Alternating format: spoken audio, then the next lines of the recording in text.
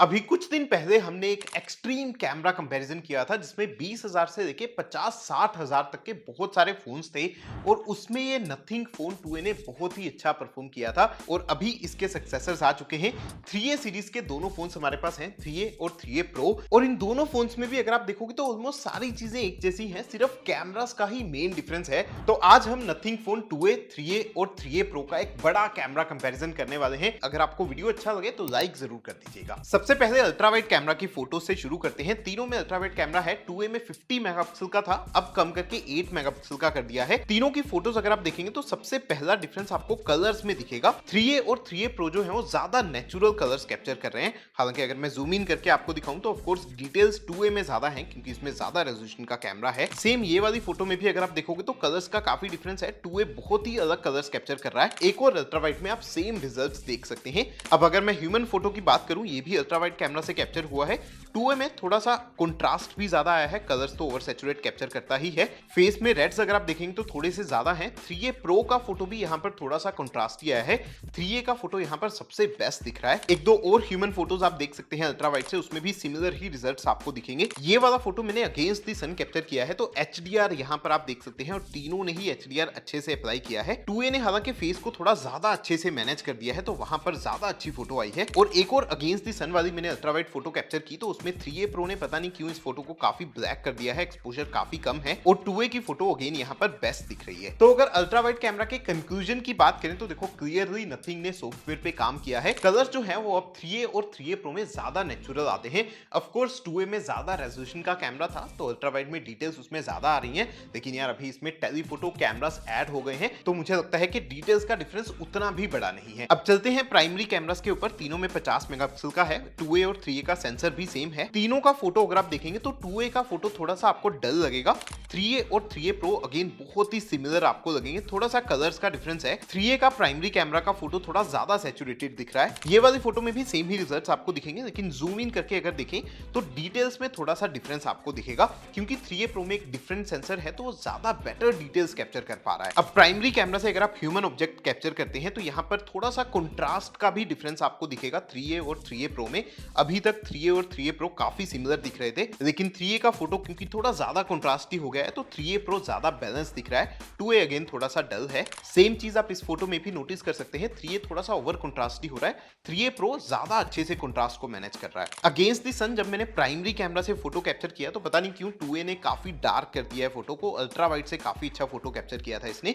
3A और 3A pro का photo again आपको एग्जैक्टली सिमिलर ही दिख रहा है। एक और फोटो प्राइमरी कैमरा से मैंने अगेंस्ट द सन कैप्चर किया था। यहाँ पर 2A ने बेटर फोटो कैप्चर किया है बट स्टिल थोड़ा सा डल है। अगर मैं 3A और 3A प्रो के कंपैरिजन में देखूं, ये वाला फोटो भी मुझे 3A प्रो का ज्यादा अच्छा लग रहा है। अब प्राइमरी कैमरा से अगर आप पोर्ट्रेट इफेक्ट एनेबल करते हैं, मतलब कि ब्लर इफेक्ट आपका एनेबल हो जाता है, तो उसकी कुछ फोटोज भी मैं आपको यहाँ पर दिखा रहा हूँ। और 3A पोर्ट्रेट फोटोज में कभी कभी बैकग्राउंड में HDR सही से अप्लाई नहीं करता है। इवन अगर आप ये वाली फोटो भी देखेंगे तो 3A ने अच्छे से HDR अप्लाई नहीं किया। वैसे मैंने थोड़ा जूम इन करके देखा तो रियलाइज किया कि पोर्ट्रेट कटआउट्स जो हैं वो 2A में कहीं कहीं थोड़े इश्यूज आते हैं, लेकिन 3A 3A प्रो उसमें बहुत बेटर कर रहे हैं। अब प्राइमरी कैमरा के कंक्लूजन की बात करें तो पता नहीं क्यों लेकिन फोन 2A की फोटोज इन दोनों के सामने थोड़ी सी डल लग रही थी।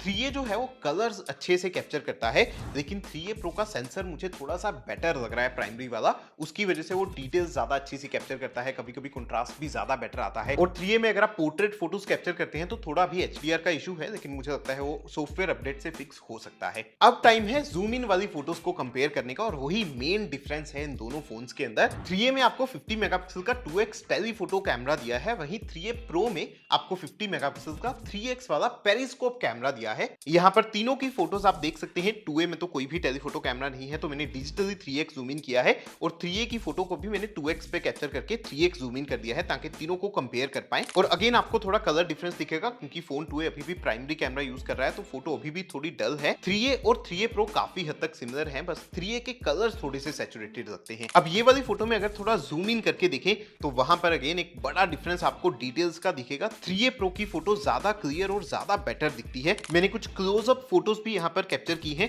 और यहाँ पर भी वही सेम डिफरेंस आपको बहुत ज्यादा दिखेगा। 2A की फोटो तो बहुत ही ब्लरी लगती है। 3A अच्छा काम कर रहा है, लेकिन भाई 3A प्रो की क्वालिटी बहुत ही बेटर लगती है क्लोजअप फोटोज में। अब जूम इन कैमरास पोर्ट्रेट्स के लिए होते हैं, तो यहाँ पर मैंने कुछ पोर्ट्रेट्स भी कैप्चर किए हैं और 3A में अगेन आपको HDR का इशू दिखेगा। 2A 3A प्रो में ऐसा कोई भी इशू नहीं है। 2A की फोटो थोड़ी सी डल है, 3A प्रो की फोटो डेफिनेटली यहाँ पर तीनों में से सबसे बेटर दिख रही है। लेकिन अगर मैं थोड़ा सा जूम इन करके आपको दिखाऊं, मुझे लगता है कि अगर HDR का इशू 3A में फिक्स हो जाए तो 3A की क्वालिटी भी काफी अच्छी आ रही है। जैसे कि ये वाला फोटो भी आप देख सकते हैं जिसमें HDR का उतना इशू नहीं था, तो 3A ने काफी अच्छा फोटो कैप्चर किया है। और एक और पोर्ट्रेट फोटो अगर मैं आपको यहाँ पर दिखाऊं, अगेन 3A ने अच्छे से HDR अप्लाई नहीं किया।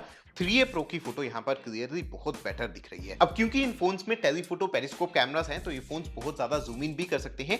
Phone 2A maximum 10x zoom in कर सकता था, 3A 30x तक जूम इन कर सकता है और 3A प्रो 60x तक जूम इन कर सकता है।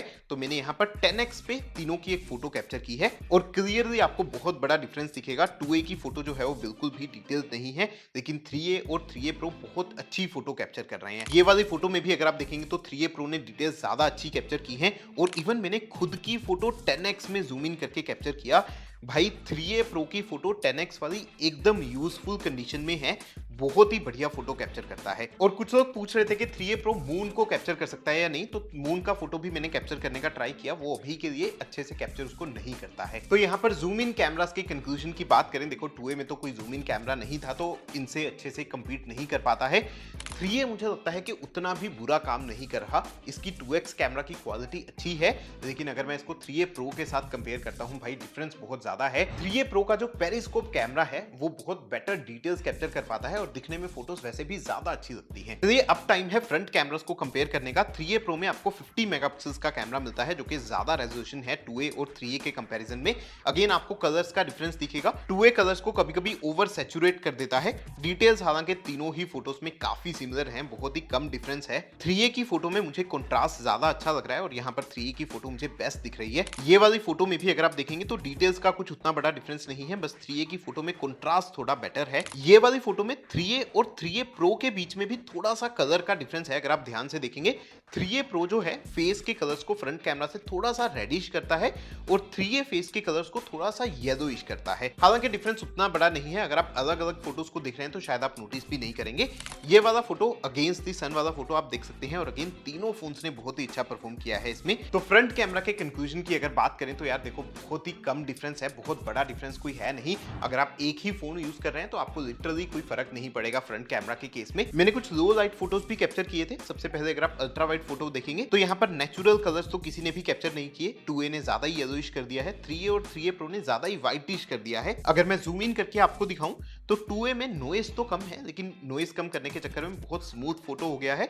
3A और 3A प्रो में बहुत ज्यादा नॉइज आपको दिख रहा है। प्राइमरी कैमरा का फोटो अगर आप देखेंगे तो यहाँ पर 3A ने सबसे नेचुरल कलर्स कैप्चर किए हैं, जैसे एक्चुअल में थे वैसे ही यहाँ पर दिख रहे हैं। अगेन इसको भी जूम इन करके अगर आप देखेंगे तो 2A का फोटो थोड़ा सा स्मूथ आपको दिखेगा। 3A प्रो का प्राइमरी कैमरा यहाँ पर भी ज्यादा डिटेल्स कैप्चर कर रहा है। और जूम इन वाली फोटो में तो ऑफ कोर्स जो 3A प्रो है वो बहुत ही बेटर परफॉर्म करता है, तीनों में से बहुत ही अच्छी लग रही है फोटो। और फ्रंट कैमरा की फोटो अगर आप देखेंगे तो 3A और 3A प्रो जो है वो काफी सिमिलर दिख रहे हैं। यहाँ पर 2A ने लो लाइटिंग में उतना अच्छा काम नहीं किया। ये वाली फोटोज एक्सट्रीम लो लाइटिंग की है। अल्ट्रा वाइड में 2A थोड़ी ज्यादा डिटेल्स कैप्चर कर पाता है उसके ज्यादा रेजोल्यूशन की वजह से। हालांकि जैसे ही प्राइमरी पे आप स्विच करते हैं तो 3A और 3A प्रो थोड़े बेटर हो जाते हैं, जहां पर 3A प्रो ज्यादा बेटर डिटेल्स कैप्चर कर पाता है। एक्सट्रीम लो लाइटिंग में भी अगर आप ह्यूमन फोटोज कैप्चर करते हैं तो 2A जो है अगेन बहुत ही ज्यादा स्मूथ हो जाता है लो लाइटिंग में।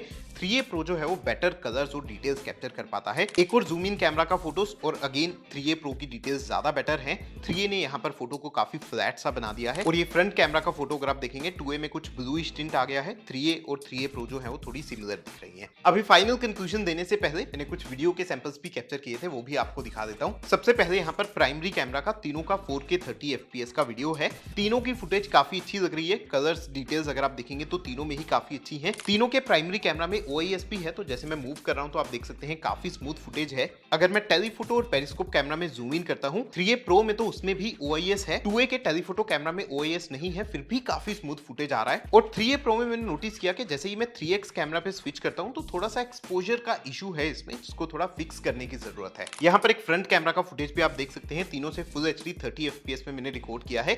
3A Pro वैसे 4K 30 FPS भी कर सकता है। यहाँ पर 2A का फुटेज थोड़ा सा डल है, 3A और 3A Pro सिमिलर हैं, थोड़े बेटर हैं, थोड़ा सा बस फेस के कलर में डिफरेंस है। 3A Pro थोड़ा सा रेडिश है, 3A थोड़ा सा येलोइश है। अभी मैं तीनों कैमरा से 4K 30 FPS में रियर कैमरा से शूट कर रहा हूँ, 1x कैमरा से। और ये बेसिकली माइक की क्वालिटी कैसी आ रही है तीनों में, उसके लिए मैं टेस्ट कर रहा हूँ। और अभी थोड़ा मैं डिस्टेंस पे हूँ, लगभग 1 मीटर का डिस्टेंस है। अगर मैं थोड़ा क्लोज आ जाता हूँ तो हो सकता है कि माइक की क्वालिटी थोड़ी बेटर हो जाएगी, क्योंकि हवा बहुत चल रही है। तो कैसी आ रही है माइक की क्वालिटी, आप बताइए नीचे कमेंट्स में। अब देखो फाइनल कंक्लूजन की अगर मैं बात करूं तो ऑफ कोर्स जो 3A और 3A Pro हैं वो 2A से बेटर परफॉर्म कर रहे हैं। सिर्फ अल्ट्रा वाइड कैमरा में उसमें थोड़ी सी डिटेल्स बेटर आती है, लेकिन इनमें आपको टेलीफोटो पेरिस्कोप कैमरास मिलते हैं। और ये 3A तो ऑलमोस्ट सेम प्राइस पे लॉन्च हुआ है 2A के जैसे, तो अभी 2A को लेने का तो कोई सेंस नहीं है। लेकिन अगर मैं 3A और 3A Pro की बात करूं तो मैं काफी सरप्राइज हूं, क्योंकि मुझे लगा था कि दोनों काफी सेम परफॉर्म करेंगे, लेकिन प्राइमरी कैमरा में भी मुझे लगा कि 3A Pro ज्यादा बेटर काम कर रहा है, डिटेल्स वगैरह ज्यादा बेटर आती है। जूम इन कैमरा की बात करें वहां पर 3A Pro क्लियरली काफी बेटर था। इवन 3A में हमने देखा कि पोर्ट्रेट फोटोज अगर आप कैप्चर करते हैं तो थोड़े बहुत HDR इश्यूज भी हैं, जिसको किसी सॉफ्टवेयर अपडेट से फिक्स करने की जरूरत है। तो ओवरऑल अगर मैं देखो 3A Pro के कैमरास थोड़े बेटर तो हैं। इवन डिजाइन की अगर मैं बात करूं, मुझे पर्सनली 3A Pro का डिजाइन ज्यादा अच्छा लगा है और काफी डिफरेंट भी दिखता है 3A के कंपैरिजन में। तो मेरे हिसाब से अगर आप ज्यादा बेटर कैमरास लेना चाहते हैं, एक अलग डिजाइन लेना चाहते हैं, तो आप 3A Pro भी ले सकते हैं। हालांकि अगर आप 3A देखेंगे तो जिस प्राइस पे ये आता है और बाकी सब चीजें सेम है, तो ये इसको लेने के लिए तो कोई सोचने की जरूरत ही नहीं है। इसके कैमरास बहुत ही बेटर हैं अपनी प्राइस के लिए। बाकी आपको इन तीनों में से किसके कैमरा ज्यादा अच्छे लगे वो बताइएगा नीचे कमेंट्स में। अगर कुछ और जानना है तो वो भी नीचे कमेंट्स में पूछ सकते हैं। वीडियो अच्छा लगा तो प्लीज लाइक और शेयर कर दीजिएगा, सब्सक्राइब भी कर दीजिएगा ऐसी और वीडियोस देखने के लिए।